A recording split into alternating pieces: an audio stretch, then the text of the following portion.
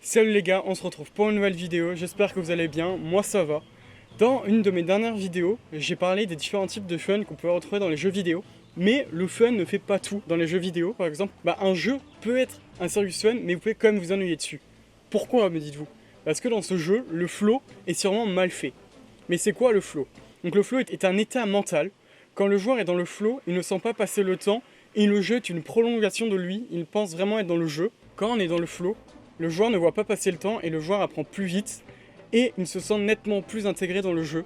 Pour créer du flow, il faut plusieurs éléments. Vous pouvez les retrouver dans le tableau là qui est affiché ici. Donc il y a 9 faces de flow. Il y a l'équilibre entre les défis et les habilités. C'est-à-dire que par exemple, quand un joueur commence un niveau, on ne va pas direct lui mettre le boss final qui a tous les pouvoirs, ou on ne va pas faire commencer le joueur au maximum de sa force. On va le faire commencer en bas de l'échelle des ennemis basiques pour qu'il apprenne au fur et à mesure du niveau et du jeu. Il faut aussi que l'apprentissage soit cohérent avec le niveau du jeu. Par exemple, si nous avons un niveau où il faut s'entraîner à faire du parcours, du jump, nous n'allons pas lui apprendre à tirer pendant ce niveau. Nous allons plus lui apprendre le déplacement du coup. Donc pour commencer, il faut que l'apprentissage soit cohérent avec le niveau du joueur et la complexité égale avec l'expérience que le joueur a acquis tout le long du jeu. Attention, complexité ne veut pas dire difficulté. Par exemple, dans The Last of Us partie 1, nous allons d'abord, au début du jeu, nous apprenons juste à Joel à se déplacer et à être incognito dans la ville avant qu'il rencontre Ellie et qu'il doit partir tout au long du niveau. Nous allons lui apprendre à se déplacer plus discrètement, à devoir faire des jumps et nous allons lui apprendre à se défendre avec des ennemis de plus en plus compliqués. Par exemple, au début, ce sera juste des humains pas très intelligents et à la fin, par exemple, nous aurons des colosses avec des claqueurs qu'il faudra réussir à tuer tout en se déplaçant. Et bien sûr, ceci se fait dans une phase d'apprentissage qui a lieu tout au long du niveau.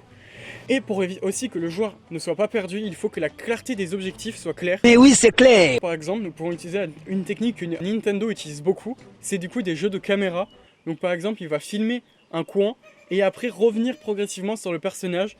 Donc là, le joueur devine que c'est là où il faut aller, mais aussi il y a du coup directement marqué sur l'écran du joueur faire ci, faire ça, comme par exemple les Assassin's Creed ou les The Last of Us. Un autre point pour avoir un bon flow est les feedbacks. C'est tous les petits effets animations que nous retrouvons dans le jeu. Par exemple, quand dans un Call of Duty ou Battlefield, on va tirer avec une arme, on va voir le bruit de la balle.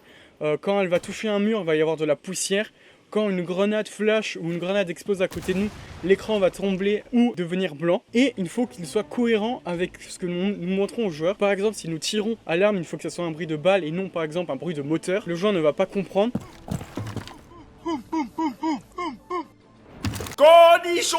Et à force, le joueur va se perdre et se désintéresser aussi du jeu.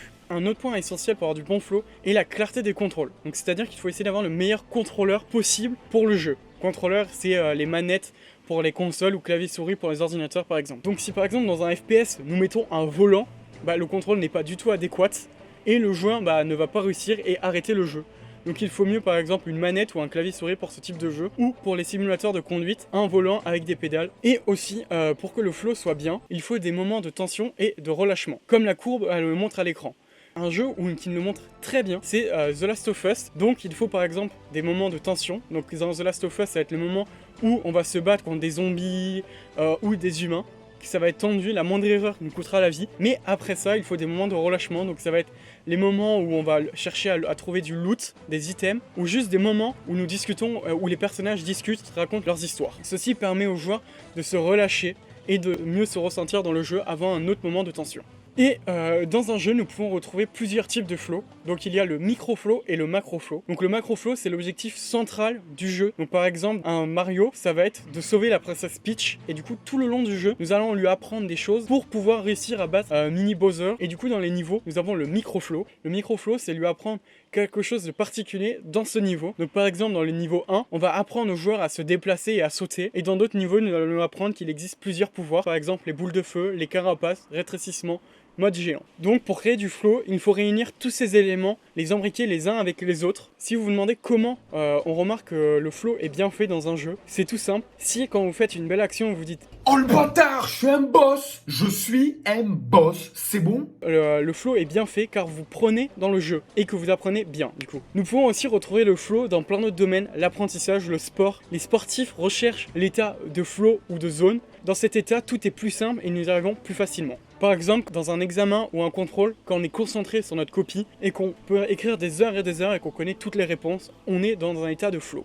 Donc j'espère que les gars, cette vidéo vous a plu. N'hésite pas à t'abonner, à dire en commentaire si tu as des questions. Retrouve-nous sur les réseaux. On se retrouve dans une prochaine vidéo. D'ici là, portez-vous bien.